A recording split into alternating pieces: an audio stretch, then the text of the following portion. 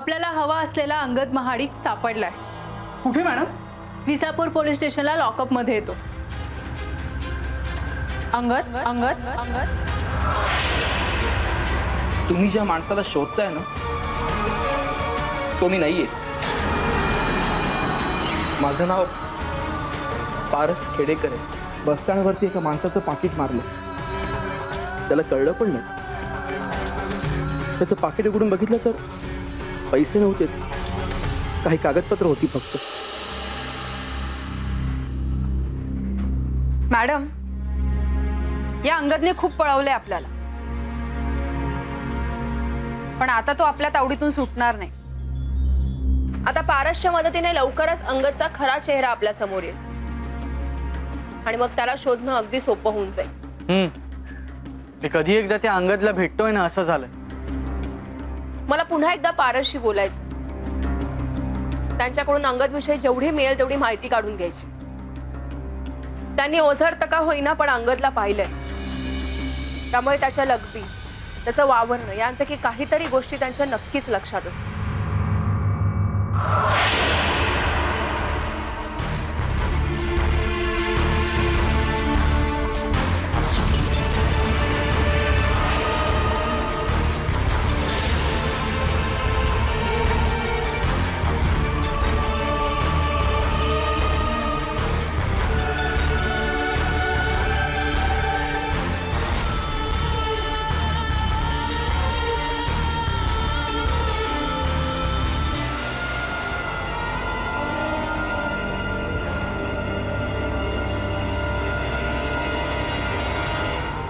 अंगद, अंगद, अरे अंगद महाडिक।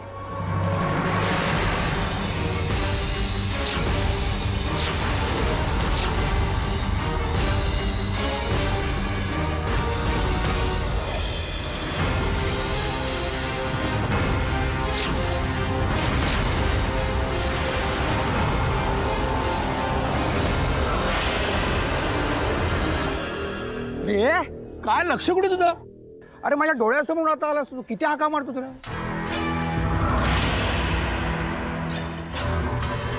अरे मी माझ्या विचारात होतो आणि कैलास इतक्या मोठ्याने निदान या एरियात तरी मला हाका मारू नकोस का?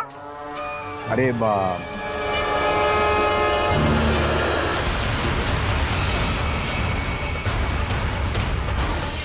दाजी, पारसमुळे निदान अंगद कसा दिसतो हे तरी कळलं आपल्याला।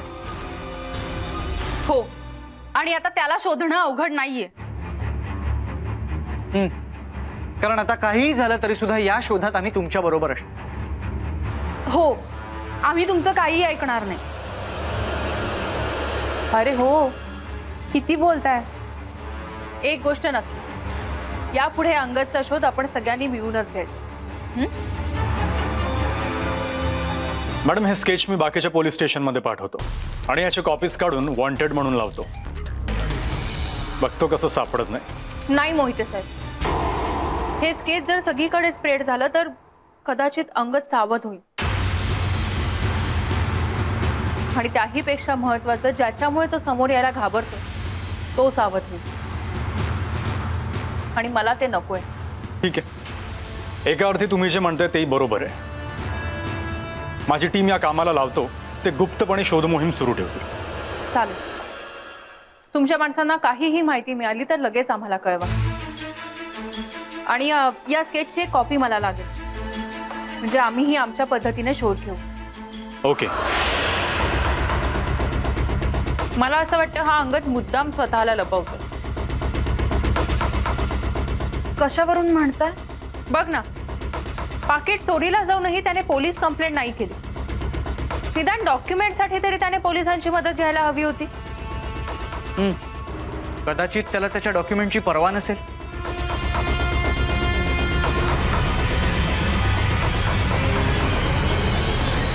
पारस, नीट आठवून सांग, तुम्ही अंगदचं पाकिट बस स्टॉपवर मारलं बरोबर? त्यानंतर काय झालं? तो कुठे गेला? त्यानंतर तो एका बसमध्ये चढला आणि बस लगेच सुटली। बसमध्ये चढला, पण निदान तिकीट काढताना तरी त्याच्या लक्षात आलं असेल की पाकिट नाहीये। असेल सुद्धा, पण मॅडम तो नेमका कुठे गेला असेल? मला सांगा, ती बस कुठे जाणारी होती? काही आठवतंय तुम्हाला? तुम्ही काही पाहिलं होतं, म्हणजे बसवरचा बोर्ड किंवा गाडीचा नंबर किंवा अनाउन्समेंट ऐकली होती तुम्ही?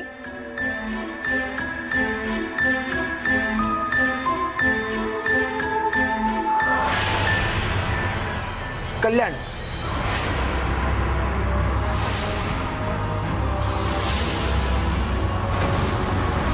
बस कल्याणला जाणारी होती.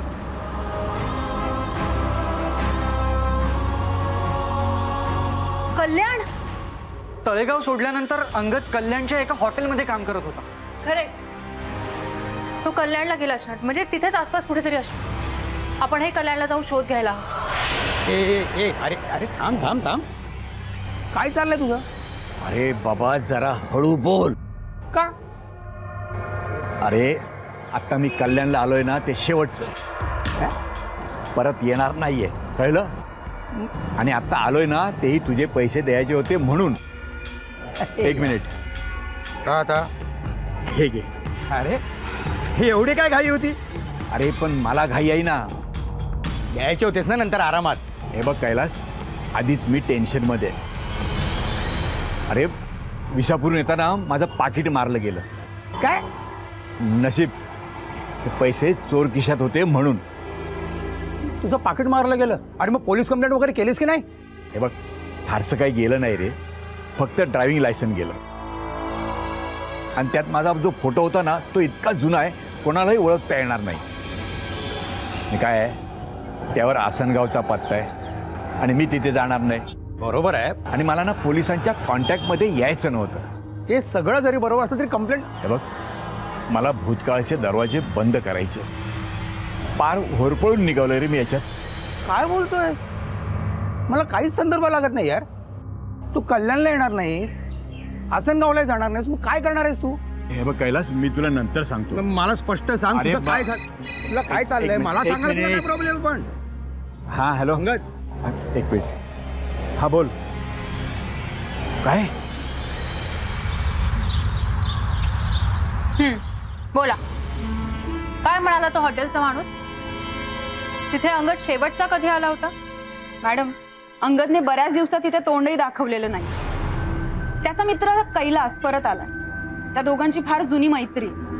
आणि असंही कळलंय की अंगदची पूर्ण माहिती फक्त कैलासकडून कळू शकते. हो, आणि त्या माणसाने आम्हाला असंही सांगितलं की कल्याणला एक शिवाजीचा पुतळा आहे एका चौकामध्ये. तिथे डाव्या हाताला एक चाळ आहे आणि आता तिथेच दाजी शोधायला गेलेत त्या माणसाला. अरे काय चाललंय?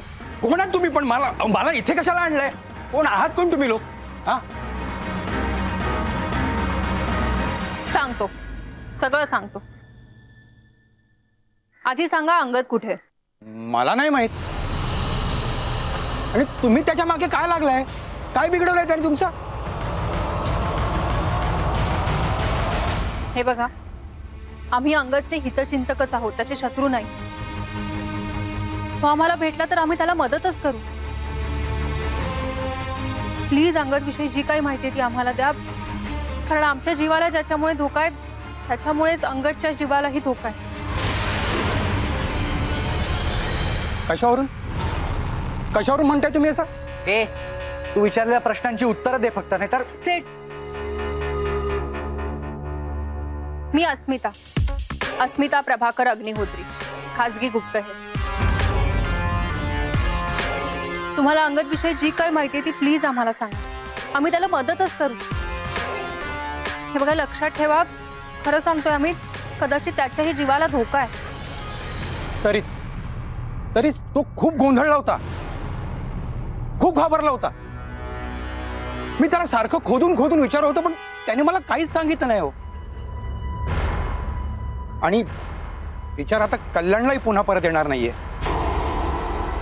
म्हणजे परत येणार नाही म्हणजे कुठे गेलाय तो? मला नाही माहित. म्हणजे तसं त्याने मला काही सांगितलं सुद्धा नाही. तुम्हाला काहीतरी आठवतंय का? म्हणजे त्याच्या बोलण्यात काहीतरी आलं असेल. दरम्यान त्याला कोणी भेटलं होतं किंवा कोणाचा फोन वगैरे आला होता? हा त्याला एक फोन आला होता. बहुतेक एका बाईचा होता.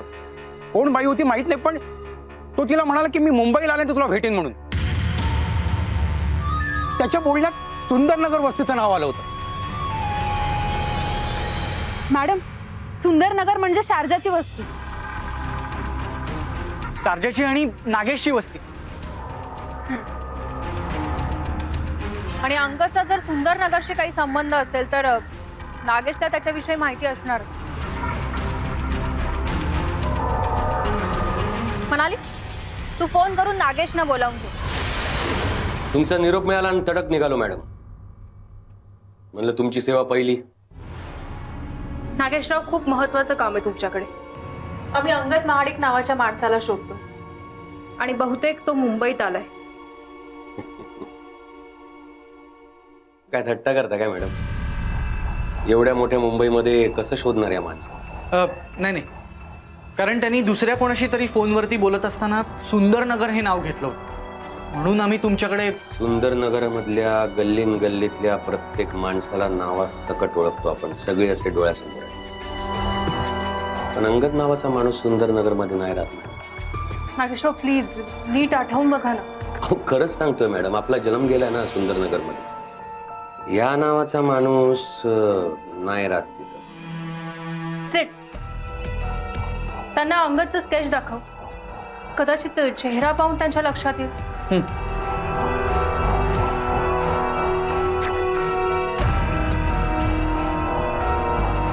एक सांगू मॅडम, तुम्ही लक्षात ठेवून आपल्याला बोलवलं, खूप बरं वाटलं आपल्याला. अगदी मनापासून सांगतो, जरी या माणसाला आपण ओळखत नसलो, हा अंगद का कोण जो कोण आहे तो, तरी जीवाचं रान करू त्याला शोधण्यासाठी. नागेश दादा, हा अंगद महाडिक. हा असा दिसतो अंगद महाडिक. हा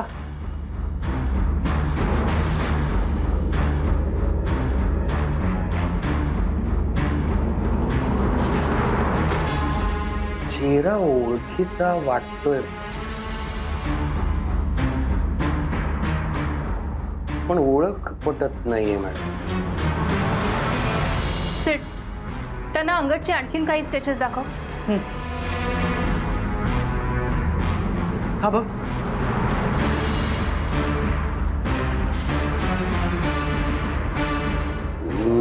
नाही.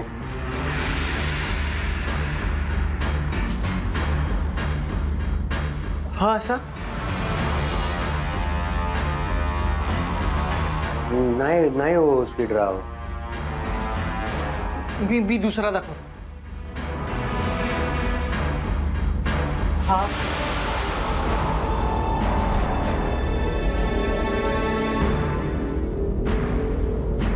राजू दादा,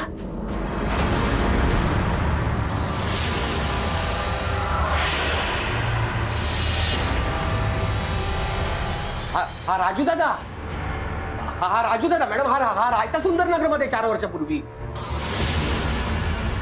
याचा अर्थ अंगद राजू दादा म्हणून सुंदरनगरमध्ये राहत होता. हा, त्यावेळी वस्तीत बरेच तडीपार गुंड राहायचे. हा त्यातलाच एक. तुम्ही काय काळजी करू नका मॅडम, याची मुंबईतली सगळी ठिकाणं ठाऊक आहेत आपल्याला. अशी फेडिंग लावताना सगळी खबर काढतो एका पटक्यात. नागेशराव, प्लीज उगाच धोका पत्करून काहीही करू नका. काळजी घ्या. तुम्ही पाठीशी असल्यावर कसली भीती मॅडम. आणि असं बी त्या राजू दादाचे लय जुने हिशोब चुकते करायचे मला. अंगद महाडिक, आता तू लवकरच सापडशील आणि बाबांच्या मृत्यूचं रहस्यही उलगड.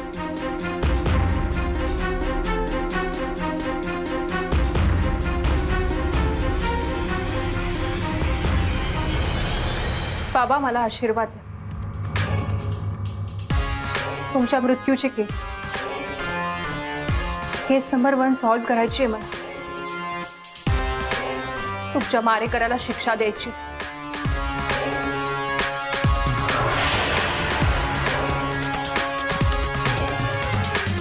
पिंट्या, मी बोलतोय. आता मी काय सांगतोय ते कान नीट उघडे ठेवून ऐक. राजू दादा आठवतोय?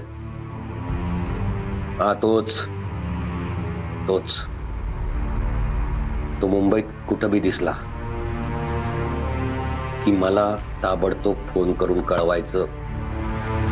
समजलं?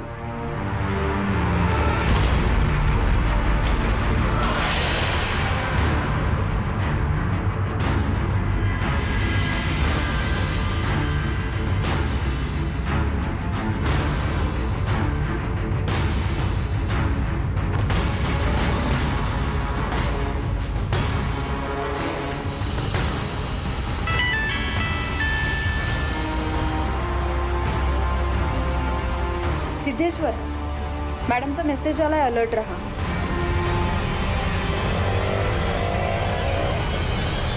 काय ग, तुला बरं वाटत नाहीये का?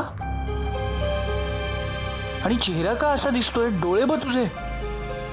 अरे डोकं दुखतंय, थोडी कणकण वाटतेय, बाकी काही नाही. चल आपण निघूया. मनाली,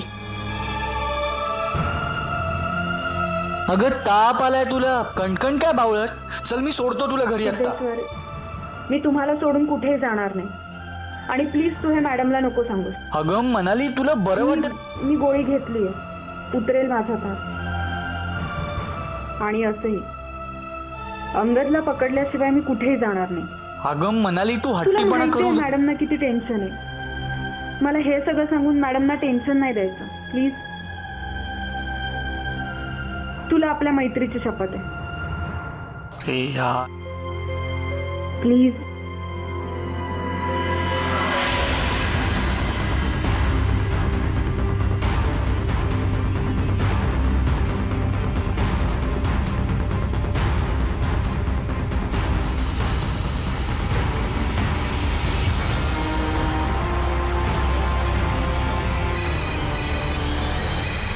हॅलो, मी कला बोलते. तुम्ही अस्मिता अग्निहोत्री ना? हा बोलते. आमच्या ताईंना तुमची मदत पाहिजे. अहो एक जण त्यांना लई त्रास देतोय, अहो धमक्या देतोय, अहो त्यांच्या डोळ्यात एक त्यांना लुटतोय. तुम्ही कृपा करून त्यांना मदत करा ना. अहो पण मग तुम्ही हा अन्याय का सहन करताय? तुम्हीही त्याला थांबवू शकता. तुम्ही सरळ पोलिसात कंप्लेंट का नाही करत त्या माणसाची? ताई, त्या म्हणतायत की तुम्ही पोलिसात का जात नाहीत, कशा उगाच अन्याय सहन करताय.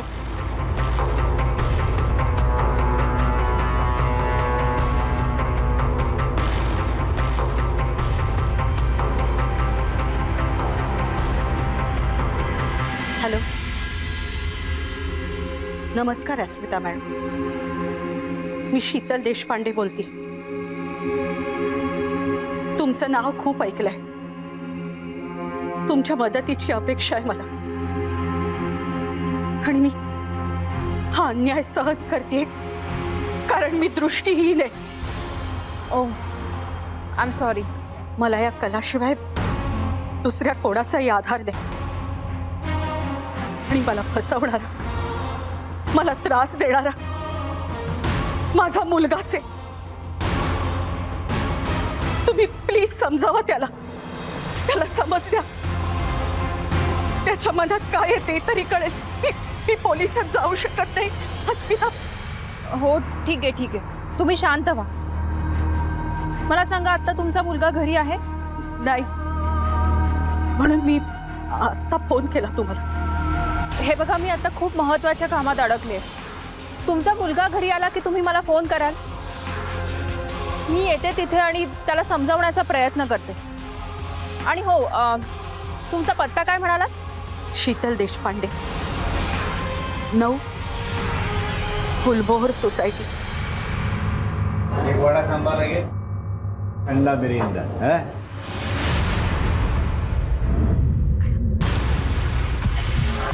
बस तेवढ्यात जा.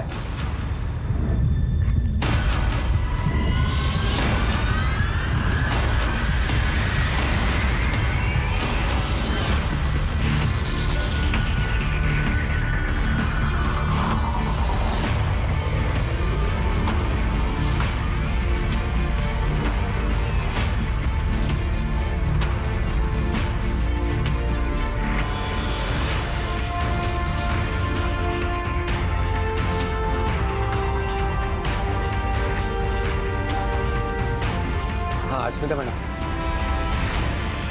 अंगद सेलिब्रेशन हॉटेलमध्ये आला. काय अंगद सापडलाय? ठीक आहे, आम्ही येईपर्यंत काहीही ऍक्शन घेऊ नका. फक्त लक्ष ठेवा, आम्ही पोहोचतोय तिथे.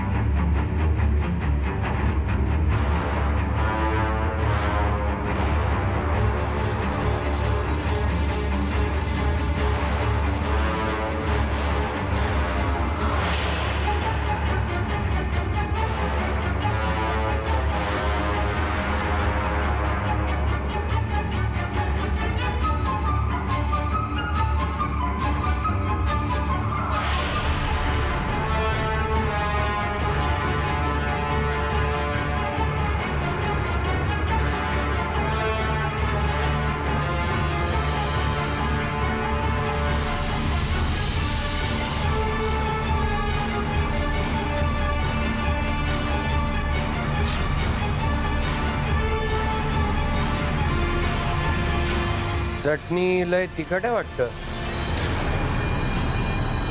राजू दादा,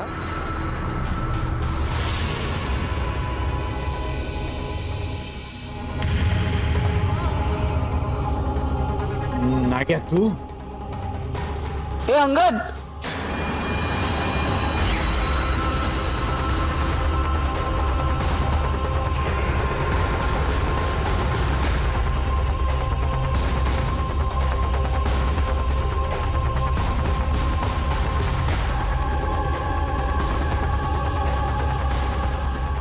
कुठे चालला तू? नाग्या कुठे आता?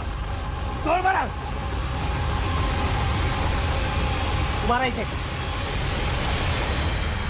घाबरू नका, आम्ही तुमचे शत्रू नाहीये अंगद.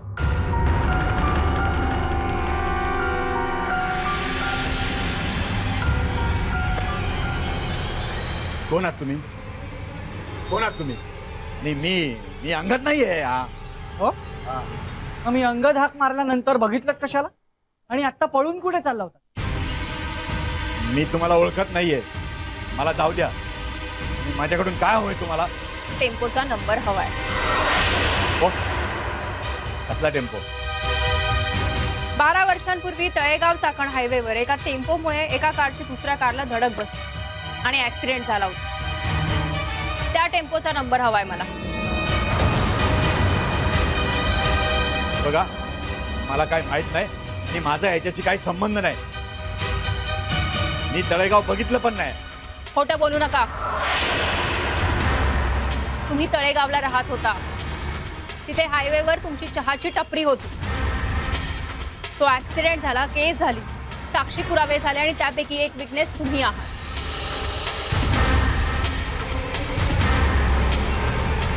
मला त्या टेम्पोचा नंबर हवाय. हे एवढ्या वर्षापूर्वीचं कसं आठवणार? त्यावेळेला मला काय माहित होतं ना, एवढं सांगितलं मी. नाही, तुम्ही सगळं नाही सांगितलं. अजूनही बऱ्याच गोष्टी आहेत. प्लीज मला सांगा, काय घडलं होतं तेव्हा? तुम्ही तळेगाव सोडून का पळून गेलात? नाव बदलून राहत होतास तू वेगवेगळ्या ठिकाणी. सुंदरनगर मध्ये सुद्धा राहत होतास राजू दादा या नावानं. आणि आधी कल्याणला राहिला आणि त्यानंतर आसनगावला. का पळत होता तुम्ही? आणि कोणापासून? कोणापासून धोका आहे तुम्हाला? बोला ना. बोला अंगद, आज तुम्हाला खरं काय ते सांगावंच लागेल. पण त्या अपघाताची चौकशी तुम्ही आत्ता का करताय? ही केस केव्हाच बंद झाली आहे. पोलिसांच्या दृष्टीने, माझ्या नाही.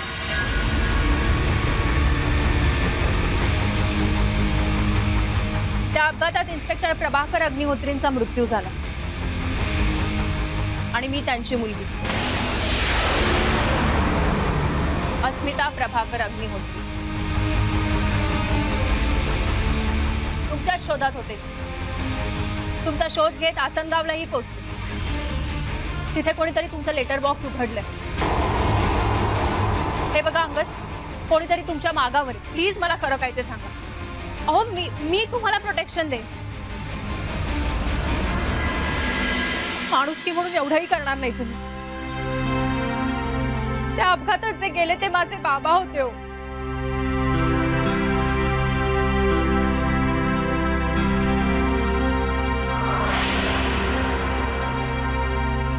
मी हात जोडून विनंती करते तुम्हाला, प्लीज प्लीज खरं सांगा. तुम्ही जर खरं सांगितलं तर माझ्या बाबांच्या मारेकऱ्यापर्यंत पोहोचू शकेल. मी हे तुमचे उपकार आयुष्यभर नाही विसरणार. प्लीज सांगा. ए मला काय माहित नाही आणि मी काय सांगणार पण नाही. हा का सांगणार नाही?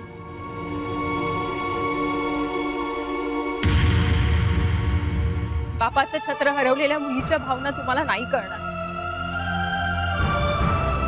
माझ्या जागी जर तुमची मुलगी असती तर तरीही तुम्ही असेच वागला असता.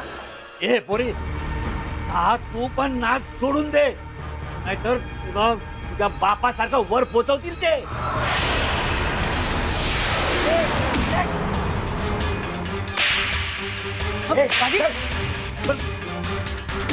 दाजी, दाजी,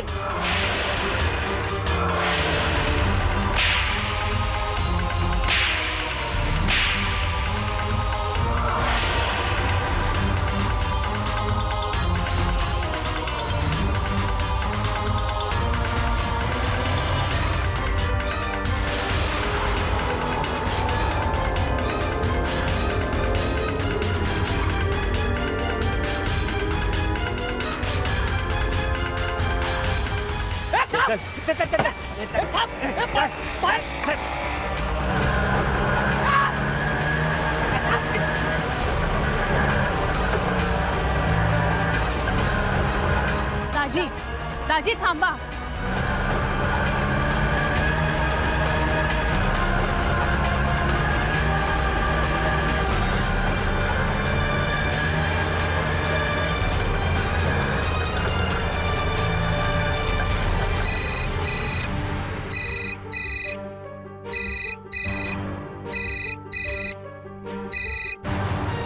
हॅलो, ओके ठीक आहे. दाजी, आपल्याला घरी जावं लागेल. तुमची आई येते गावाहून.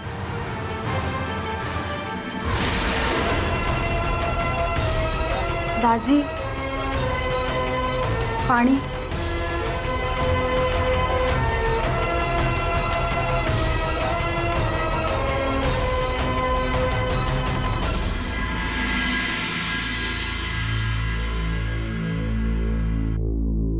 दाजी, शांत व्हा. असा त्रागा करून काहीच होणार नाही. आणि अहो, अंगद तुमच्या चुकीमुळे नाही पळाला. तो सापडेल. नागेश आहे ना, नागेश नक्की शोधून काढेल त्याला. मॅडम, मला वाटतं तो अंगदही त्या मारेकऱ्याला सामील आहे. नाही म्हणाल. मला जरा शंका वाटते या बाबतीत. कारण ज्यावेळी मी त्याला हात जोडून विनंती केली त्या क्षणी तो हल्ला. मग अचानक त्याने त्याचा पवित्राच बदलला. त्या क्षणी त्याच्या डोक्यात नेमका काय विचार आला असेल? नाही मॅडम, तो पक्का बदमाश आहे. ग, आता आपण हा विषय थांबवूया. दाजी, तुमची आई येत आहेत ना, तुम्हाला त्यांना आणायला जायचंय. आणि मॅडम, तुम्ही बरं नाहीये ना, घरी जाऊन आराम कर. सिद्धेश्वर पण ना, मी सांगितलं होतं त्याला मॅडमना काही सांगू नकोस, तरी सांगितलं. मला सीडने काहीही सांगितलेलं नाहीये. अगं, तुझा चेहरा बघ कसा दिसतोय. जा घरी जा, औषध घे आणि आराम कर. अंगद सापडला की तुला कळवतो. पण म्हणाली, तुझा विश्वास नाहीये का आमच्यावर?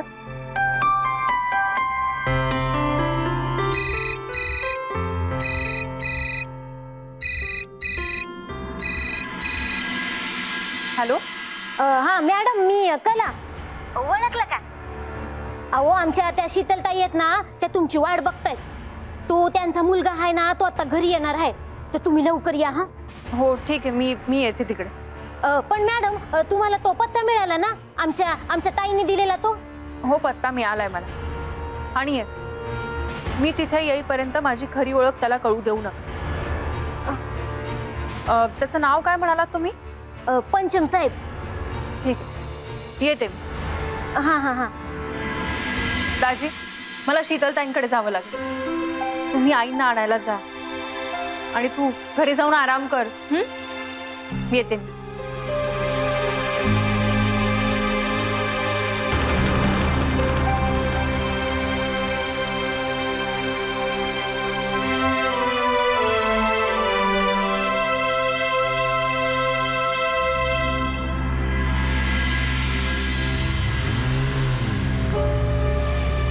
दाजी, पाणी. मी चहा ठेवते तुमच्यासाठी.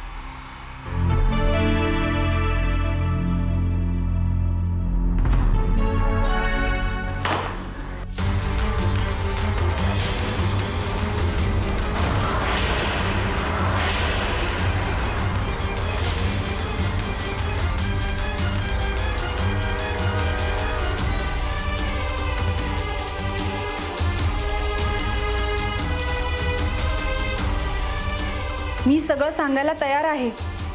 पूर्ण गुप्तता बाळगून खाली दिलेल्या पत्त्यावर एकटी ये. अंगद महाडिक.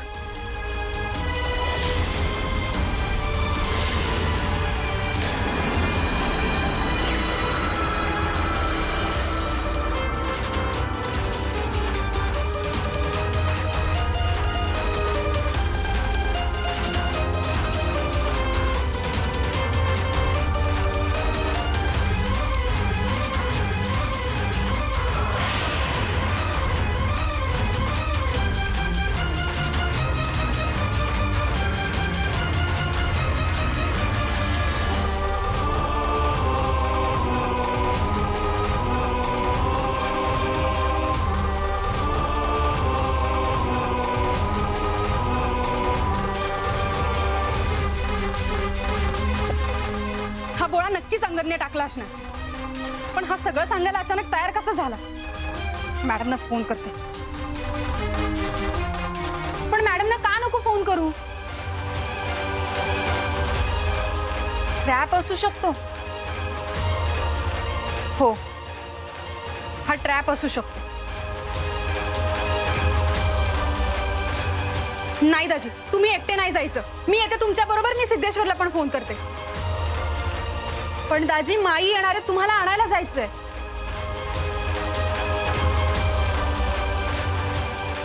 ठीक आहे, मी जाते आणायला.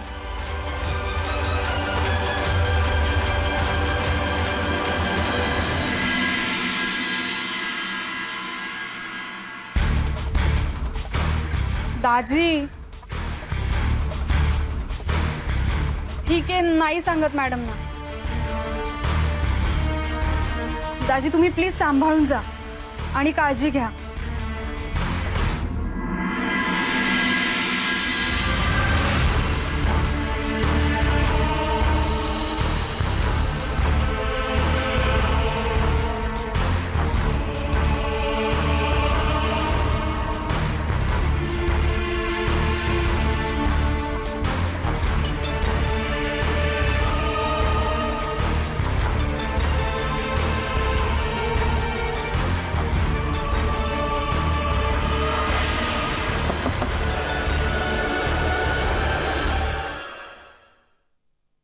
नमस्कार, मी अस्मिता अग्निहोत्री. हा हा मॅडम, या ना, या या. अहो, मी कला. मॅच तुम्हाला फोन केलता. या ना, या. तुम्ही बसा. हा, मी पाणी घेऊन येते. हा, बसा बसा.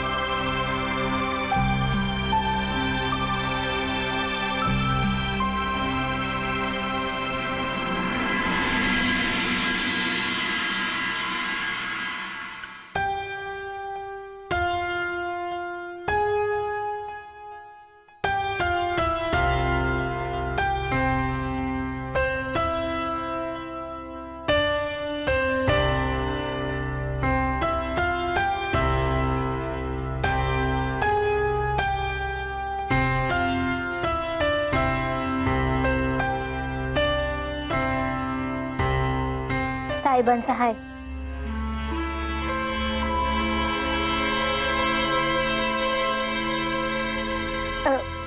पाणी घ्या ना. तुम्ही बसा हा, मी ताईसनी बोलवून आणते. हा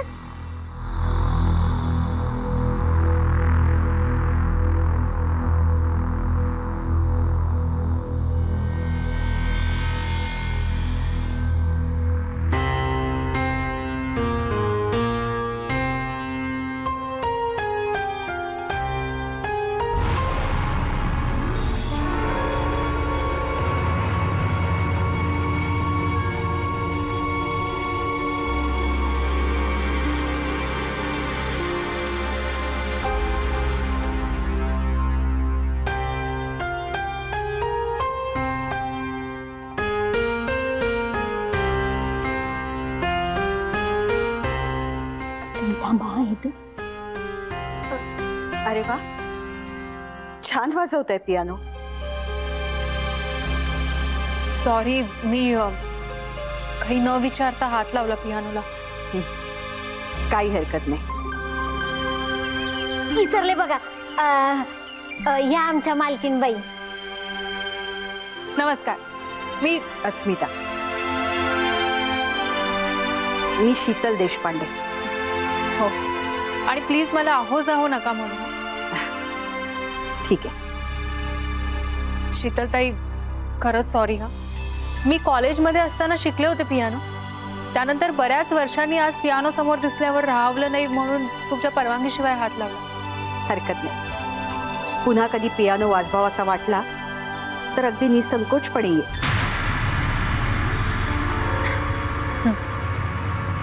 कला, हा हिच्यासाठी चहा घेऊन ये. जी.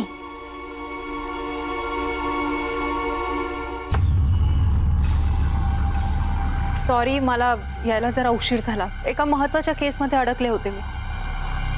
ठीक आहे, तू आलीस हेच खूप झालं माझ्यासाठी. तुम्ही फोनवर तुमच्या मुलाबद्दल सांगत होता. काय नाव सांगितलं होतं त्याचं? पंचम.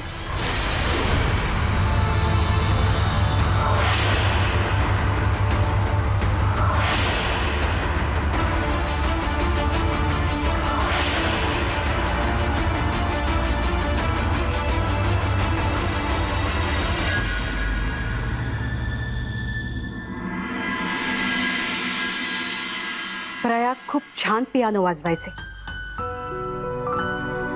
त्यांची खूप इच्छा होती पंचमनी त्यांच्यासारखंच पियानो वादक व्हावं. म्हणूनच त्यांनी त्याचं नाव पंचम ठेवलं. ते मला नेहमी सांगायचे, संगीतात पंचमचं स्थान खूप मोठं आहे. आपल्या पंचमला संगीतातल्या उच्च स्थानावर पाहायचंय मला. खूप महत्वाकांक्षी होते प्रयाग. पण नियतीच्या मनात काहीतरी वेगळंच होतं. मी आणि प्रयाग पुण्याहून येत असताना कार ऍक्सिडेंट मध्ये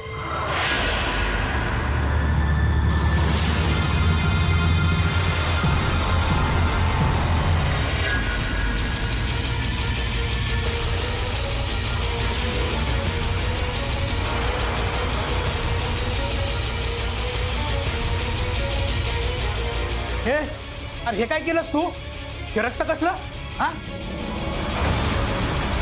अरे खून केला याने. ताब्यात घ्या, ताब्यात घ्या. ए जास्त बोलायचं नाही. चाल पोलीस स्टेशनला बोल, काय बोलायचं ते. अरे चाल चाल.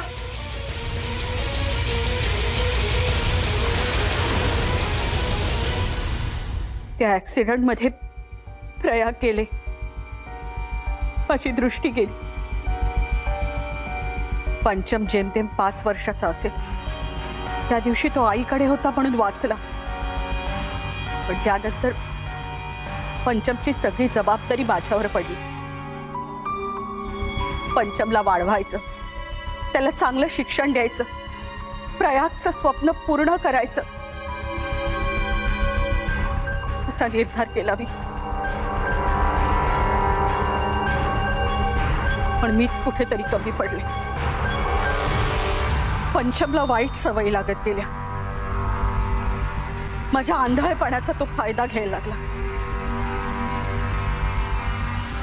कॉलेजला असल्यापासूनच त्याला खूप पैसे लागायचे. एवढे पैसे कशाला हवेत विचारलं तर उडवाउडवीची उत्तरं द्यायचं. नंतर नंतर पैशावरून तो मला त्रास द्यायला लागला. अजून लहान आहे, मोठा झाला की समज येईल असं समजून मी दुर्लक्ष केलं. पण माझं चुकलं.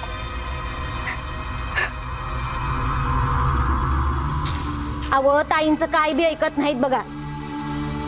काम धंदा बी करत नाहीत, सारखं पैसे मागत असतात. अन्न नाही दिलं ना तर धमक्या पण देतात.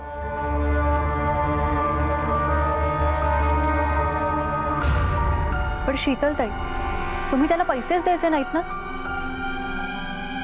पैसे दिले नाहीत तर तो स्वतःहून नक्की काम शोधेल. अगं, हे सगळं आहे ते त्याचंच आहे.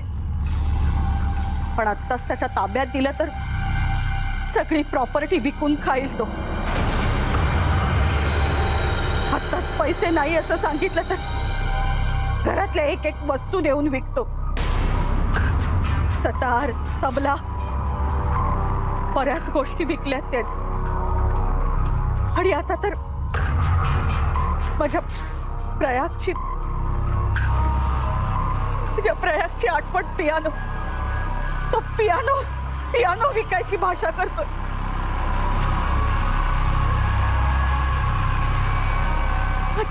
माझा अनमोल ठेवा आहे तो. त्या पियानो शिवाय मी नाही जगू शकत. अस्मिता, प्लीज काहीतरी कर. पंचमला आवरणं माझ्या आवाक्या बाहेरचं आहे. शीतलताई, हा तुमचा घरगुती मामला आहे.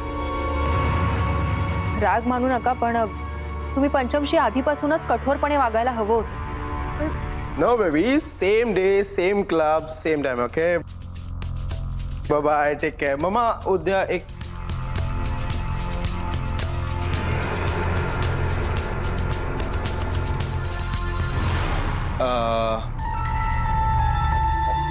आपण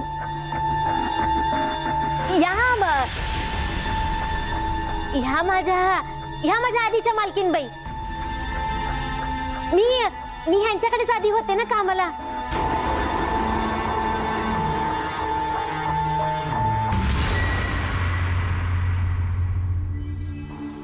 हाय, मी अनिता.